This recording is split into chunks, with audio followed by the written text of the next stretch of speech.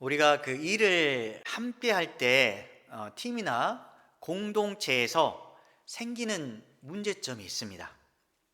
서로 협력하여서 한 뜻을 이루면 참 좋겠는데 갈등 상황이 많이 발생합니다. 그러다 보니까 탓하기도 하고 불평과 원망이 계속 생겨나기도 하고, 그래야 해서 조직이 무너지는 좋지 않은 결과가 생기기도 합니다. 왜 갈등과 원망 등의 부정적인 문제가 계속해서 생겨날까요? 일단은 공동체 구성원 간에 생각의 차이가 있을 수도 있습니다.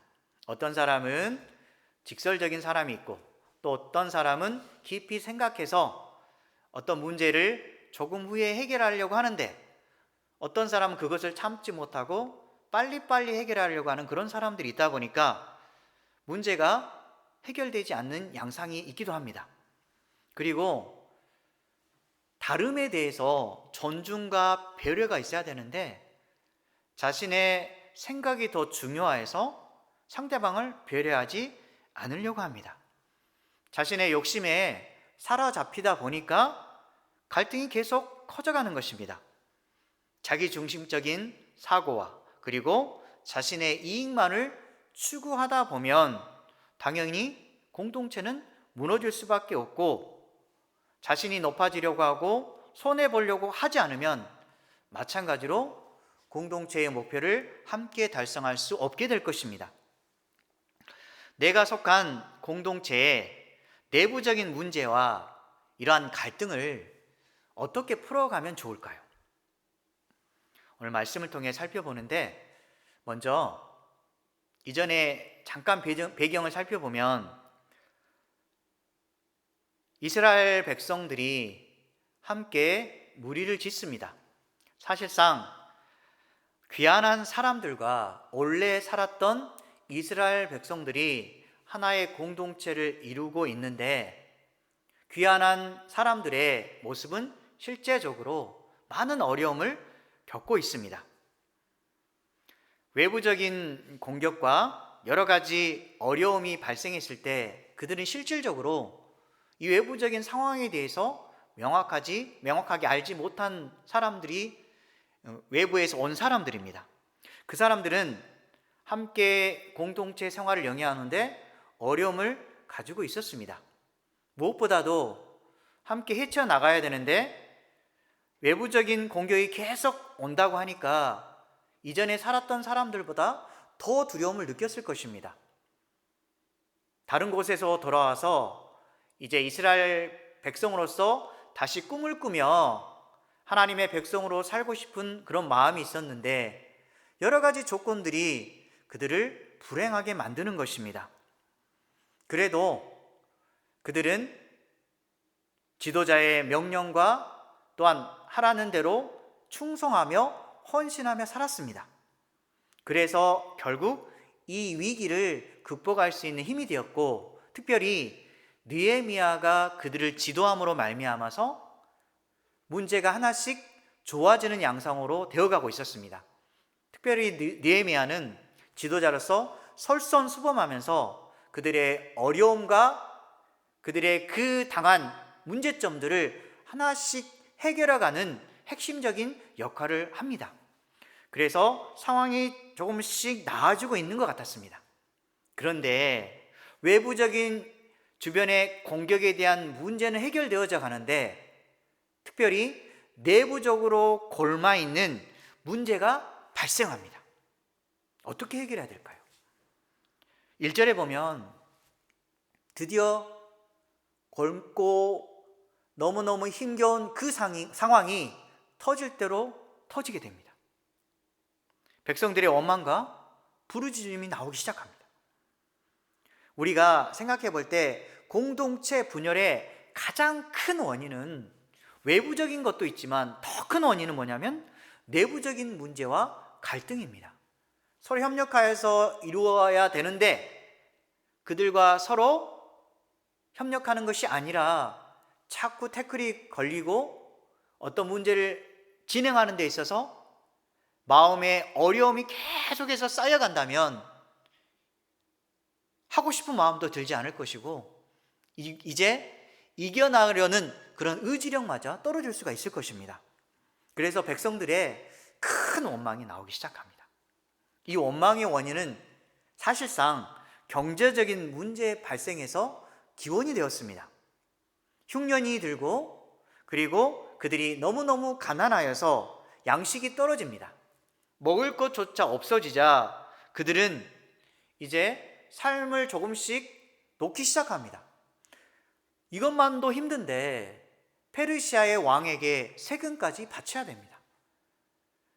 이것도 힘들고 저것도 힘들고 어떻게 해야 되지라는 그런 상황 속에 그들은 결국 자신이 가지고 있었던 밭이나 포도원이나 집을 저당 잡히기 시작합니다. 그것마저 안 되니까 돈을 빌립니다. 빚을 내기 시작합니다. 그것도 안 되어서 이제는 모든 것을 다 팔아버리고 팔 것마저 잃어버리자 이제 그들에게 있어서는 아무것도 내줄 것이 없습니다. 그래서 결국은 자녀를 종으로 팔아야 하는 비참한 현실에 이르게 됩니다. 얼마나 그들의 삶은 힘겨울까요? 꿈을 꾸며 와서 잘 지내려고 그들은 이렇게 생각해 왔는데 자신의 꿈은 무너졌지만 그래도 다시 시작해보고 싶었는데 모든 것이 무너지고 가족마저 힘들어지는 그런 안타까운 상황. 이 상황의 가장 근본적인 원인은 무엇이었을까요? 물론 경제적인 불평등도 있었지만 그 불평등보다도 공동체 정신을 상실했다는 것입니다. 귀환한 사람들이 현실적인 어려움에 봉착하고 플러스 알파로 기근이 발생하여서 이제 힘겨워할 때에 같은 이스라엘 백성들이 그들의 어려움을 보고 도와주려고 막 애를 쓰는 것이 아니라 오히려 돈을 빌려줌으로 말미암아 높은 이자를 받고 있었던 것입니다. 그리고 재무 문제로 인해서 그들에게 손실이 있었기 때문에 이제는 같은 동족의 자녀들까지 이방인에게 팔아넘기는 일에 앞장섭니다. 같은 민족이 같은 민족의 아픔을 이해하지 않고 오히려 착취한다는 것, 얼마나 불행한 현실입니까? 지금 이스라엘 백성들은 신앙의 원리가 아닌 세상의 원리인 세상의 계산법에 따라가고 있습니다. 우리도 그러지 않습니까? 남들이 고통당하고 있고 같은 그리스도인이 힘들어하는데 나와 상관없어. 그리고 어떤 사람이 잘 되면 오히려 배가 아프고 힘들어하는 사람에게 도와주기는커녕 그 사람이 나에게 도움을 주지 않는다고 해서 비꼬고 흉보는 그런 악한 자리에 있지 않았습니까? 지금 우리들이 이 사람들과 다른 모습은 무엇입니까? 믿음의 형제를 여러분들은 도와주는 사람입니까? 아니면 고통을 주는 똑같은 가해자입니까?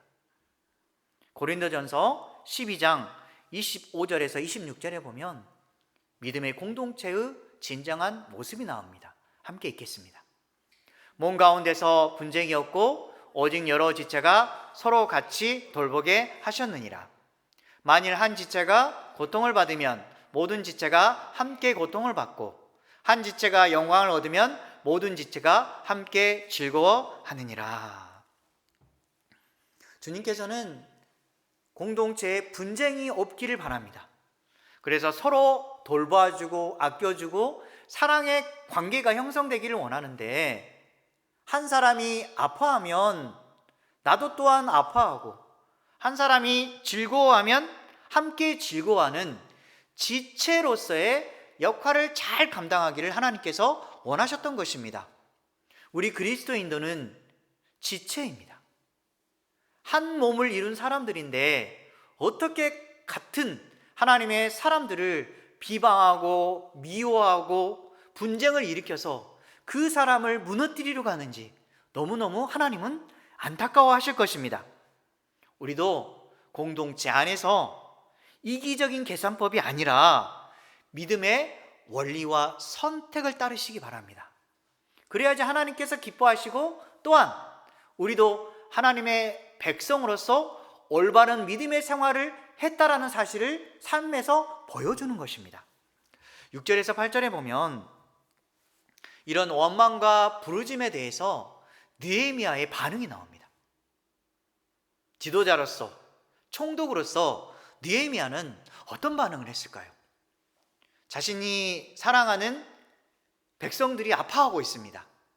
그런데 오만한 리더자들 중에는 가난한 사람들을 외면하고 부자들의 비유에 맞추는 그런 사람들도 있습니다. 한 사람이 잘 되면 다른 사람은 잘 못 될 수 있다라는 그런 생각을 가지고 오히려 잘 나가고 능력 있는 사람에게만 비유를 맞추는 지도자들이 있습니다. 그 사람들은 지도자로서 역량이 부족한 사람들입니다. 하나님께서 원하시는 지도자는 백성의 울부짖는 소리를 경청하는 지도자입니다. 그래야 해서 느헤미야처럼 이웃의 절망과 눈물과 아픔을 함께 공감하기를 원하는 것입니다. 그래서 로마서 12장 15절에 보면 이렇게 말씀합니다. 즐거워하는 자들과 함께 즐거워하고 우는 자들과 함께 울라. 교회의 공동체는 즐거워하는 자들과 함께 즐거워야 됩니다. 누군가가 옆에서 울고 있으면 어떠서 우는지 이유를 물어보고 그 사연에 대해서 들어보고 내 마음이 함께 아파할 수 있는 사람, 그리고 함께 울면서 함께 헤쳐나가려고 하는 그 가족과 같은 공동체를 하나님께서 원하시는 것입니다. 주품의 교회도 이런 믿음의 공동체, 사랑의 공동체, 누가 울 때 함께 울어주고 누가 웃을 때 함께 웃어주는 그런 하나님이 원하시는, 하나님이 그 꿈을 꾸는 믿음의 공동체가 되시기 바랍니다. 지금 느헤미야는 이런 마음을 가지고 하나님의 나라에 속한 자로서 속한 백성들과 함께 이런 공동체의 꿈을 꾸면서 내부적인 문제에 대해서 깊이 생각해보고 상대방이 말하는 것에 대해서 경청해보며 그리고 상대방의 아픔을 진심으로 공감하고 있습니다. 여러분도 이렇게 공감해 줄 줄 알고 사랑을 나눌 줄 아시기 바랍니다. 느헤미야가 이렇게 공감하고 경청한 후에 무엇을 했을까요? 그냥 공감만 하고 경청만 했을까요? 원망이 왜 일어났는지 원인을 찾기 시작합니다. 그들을 돕고 싶어서 어떻게 해서든 방법을 찾으려고 합니다. 그런데 6절에 보면 느헤미야가 분노합니다. 아니, 원인을 찾는데 왜 분노했을까요? 알고 보니까 지도층의 고리대금으로 인하여서 백성들이 고통을 느끼고 있다는 사실입니다. 어려움에 처한 동족에게 높은 이자를 받으면서 이웃의 고통이 자신에게는 오히려 기회라고 생각하고 그들을 이용해 먹고 있는 것입니다. 혹시 여러분들 중에 아니면 바깥 사람들 중에서 다른 사람이 고통을 받고 있을 때 그것을 이용해서 착취하는 그런 악한 사람은 아닙니까? 혹시나 그리 해서라도 돈을 벌고 싶은 그런 마음이 있습니까? 그런 사람은 사단의 앞잡이가 되는 것입니다. 하나님께서는 어떻게 해서든 그들과 함께 문제를 공유하고 해결해 나아가기 위해서 서로 모여서 함께 공동체처럼 논의하고 해결책을 제시하는 길을 원하고 있는 것입니다. 지금 하나님의 말씀을 어기고 이기적이고 탐욕스러운 그 사람들의 모습에 대해서 지금 느헤미야는 엄청나게 분노하고 있는 것입니다. 신명기 23장 19절에 보면 왜 분노하는지 잘 나와 있습니다. 하나님께서 분명히 명령한 게 있습니다. 함께 읽도록 하겠습니다. 내가 형제에게 구워주거든 이자를 받지 말지니 곧 돈의 이자, 식물의 이자, 이자를 낼 만한 모든 것의 이자를 받지 말 것이라.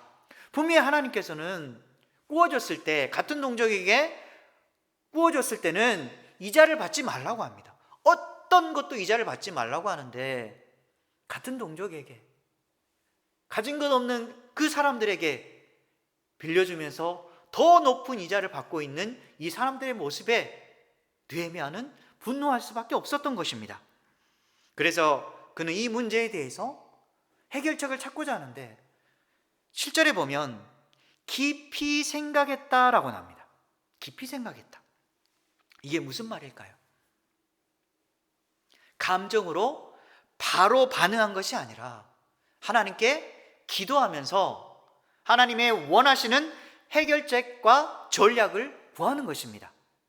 우리도 마찬가지로 어떤 일이 생겨서 감정이 탁 차고 올랐을 때 즉각적으로 반응하면 분노만 일어날 뿐입니다.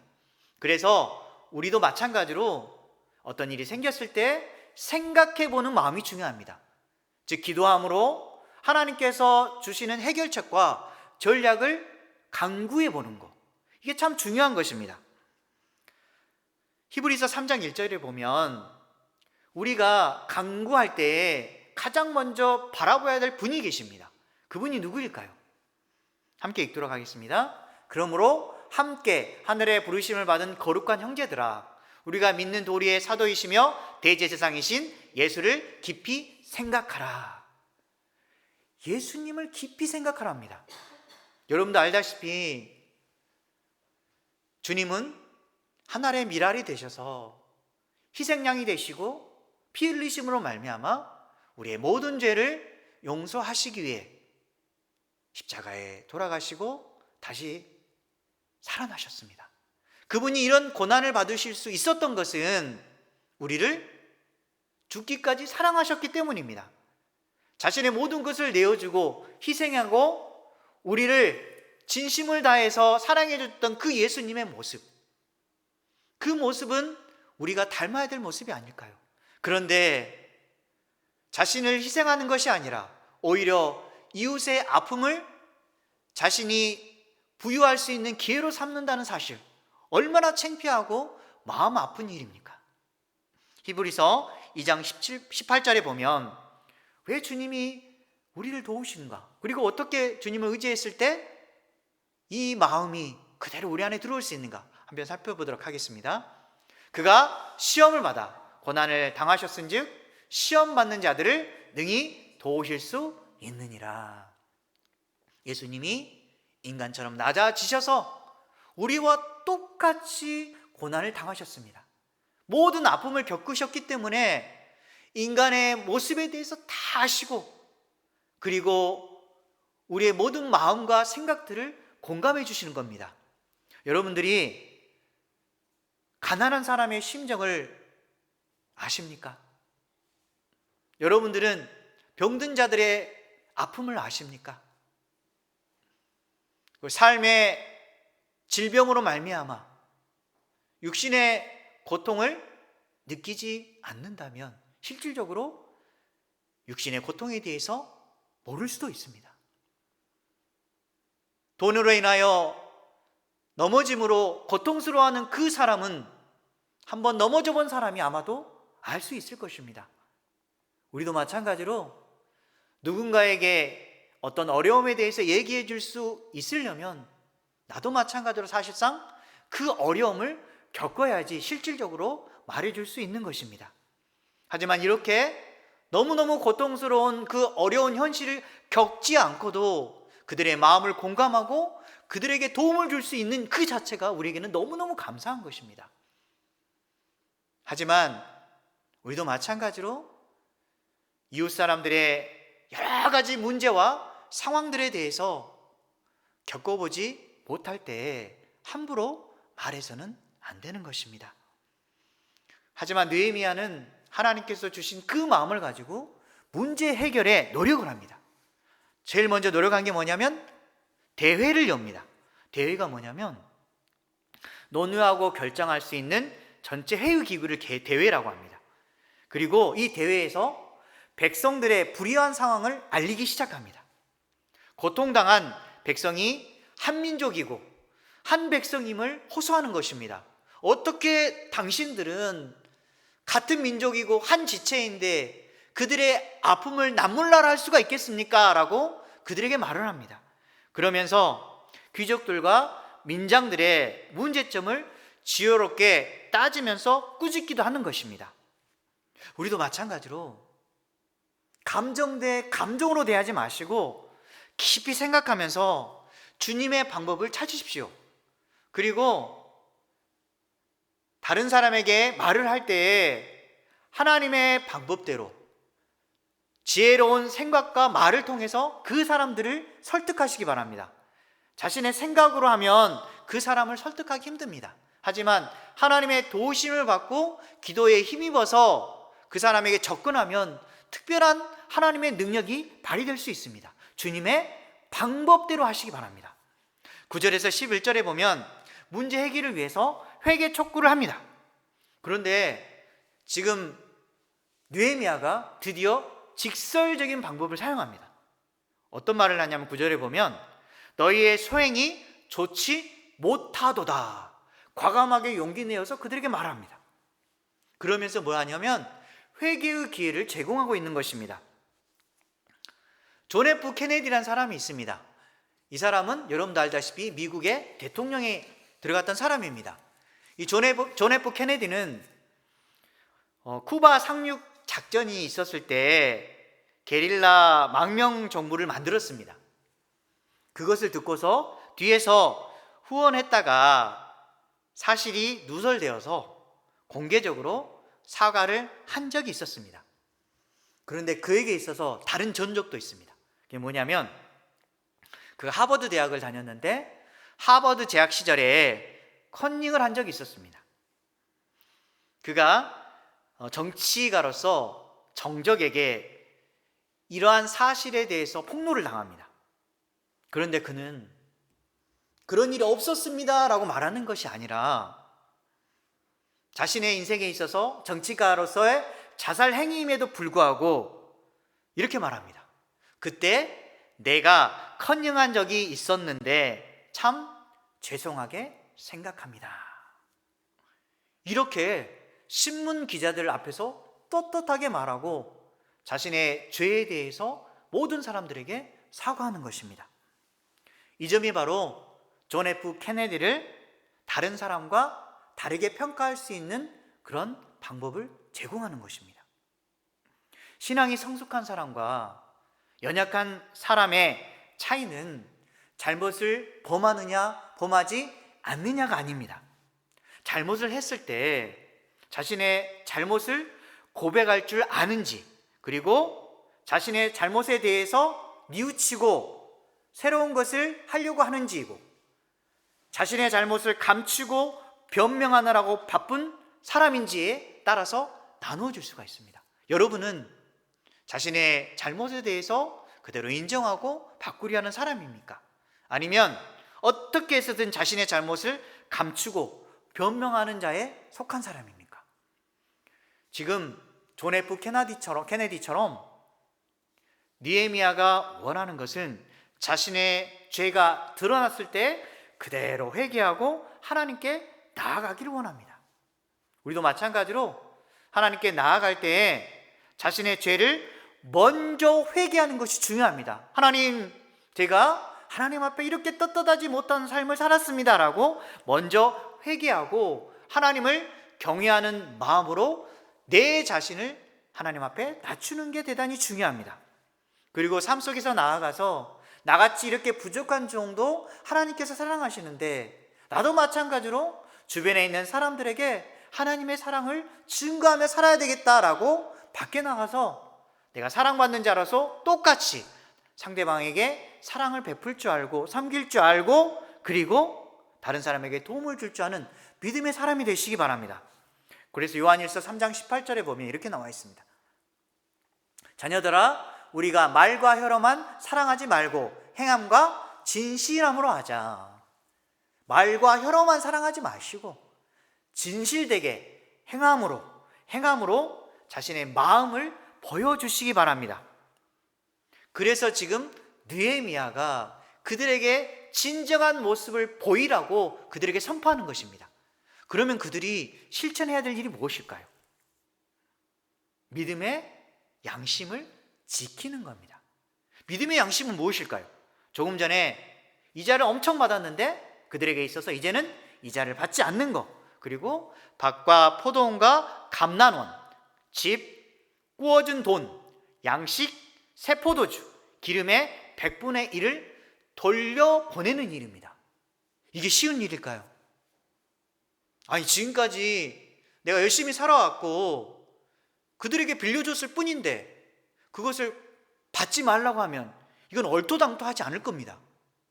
그런데 과연 느헤미야의 말에 그들은 어떤 반응을 했을까요?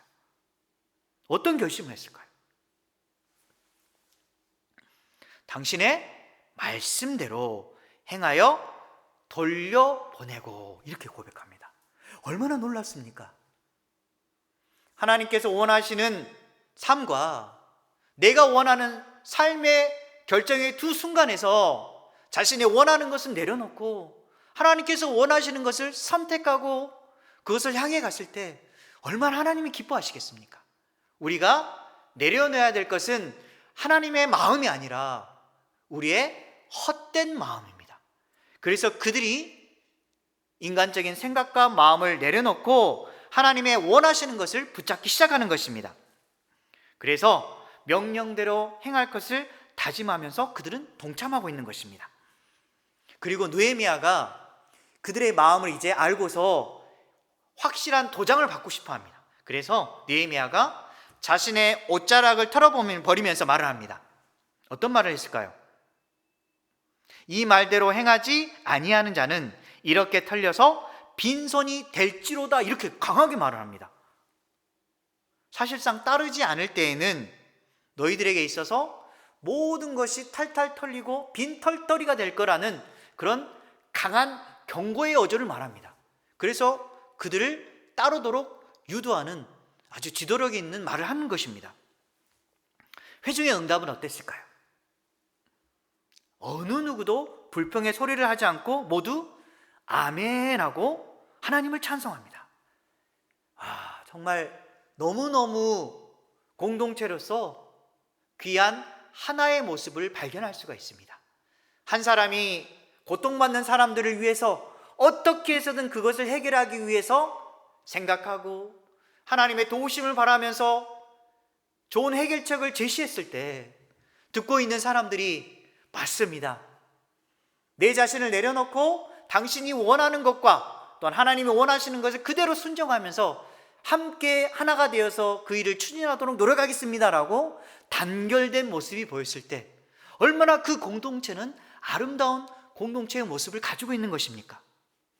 히브리서 10장 24절에서 25절 말씀 함께 읽도록 하겠습니다. 서로 돌아보아 사랑과 선행을 격려하며 모이기를 피하는 어떤 사람들의 습관과 같지 하지 말고 오직 권하여 그날이 가까운 볼수록 더욱 그리하자. 항상 우리는 서로 돌아보아서 사랑과 선행을 늘 격려해야 됩니다. 함께 모일 때마다 그 사람을 격려하고 잘할 수 있습니다. 당신은 앞으로도 잘 될 것입니다.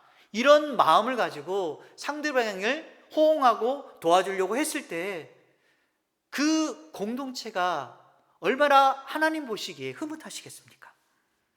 지금 느헤미야의 모습 속에서 따뜻한 포옹력을 우리가 바라볼 수가 있습니다.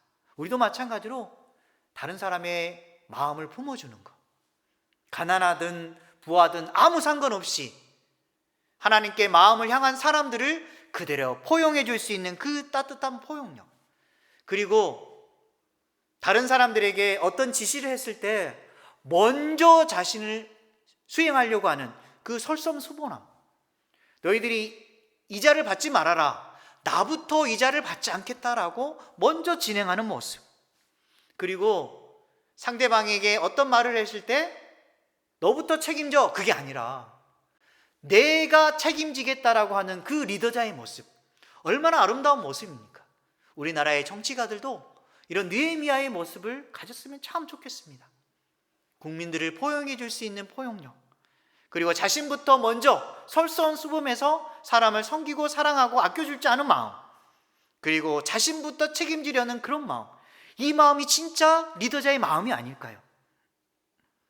그 마음을 본 민장들과 귀족들은 어떤 마음이 들었을까요? 그들도 마찬가지로 느헤미야처럼 그대로 따르려고 합니다. 느헤미야의 진실성, 책임감, 설성수범, 포용력을 보고 그들이 감동을 받습니다. 이것이 하나됨의 마음으로 연결된 것입니다. 우리도 마찬가지로 주님 안에서 하나 되는 그 연결은 나부터 설선수범하고 진실된 마음과 책임을 지려는 마음이 있을 때 이 교회의 공동체, 그리고 가족 공동체, 나아가서 자신이 속해 있는 그 공동체가 하나님께서 원하시는 선하신 믿음의 공동체가 되리라 믿습니다. 말씀을 정리하도록 하겠습니다. 관계의 순서를 우리가 정해야 되는데, 예수님과 상대방과 내가 있다면 무엇을 가장 먼저 최우선으로 삼으시겠습니까? 믿는 사람이니까 예수님이 최우선입니다. 그 다음은 나일까요? 내가 아닌 상대방입니다. 그리고 마지막이 내 자신으로 받을 때 요동치는 공동체의 관계를 조금씩 바로잡을 수 있을 것입니다. 그러나 우리는 공동체에서 최우선을 우리 자신으로 생각하기 쉽습니다. 공동체를 위해서 헌신하고 희생하기보다는 자신의 이익을 위해서, 그리고 더 얻으려는 마음과 더 높아지려는 그 마음이 우리 안에 있기 때문에 갈등과 불평과 원망이 일어날 수밖에 없는 것입니다. 그래서 우리는 공동체에서 이기적인 계산법이 아니라 믿음의 원리를 따는 것이 중요합니다. 내부적인 문제에 대해서 깊이 경청하고 상대방의 아픔을 진심으로 공감하십시오. 감정 대 감정으로 대하려고 하지 마시고 깊이 생각하고 주님의 방법을 찾으려고 하십시오. 진실한 자세로 포용력을 가지고 설선수범하여 책임지려는 마음을 가지시기 바랍니다. 그리할 때 공동체의 내부적인 문제와 갈등이 반드시 해결되리라 믿습니다.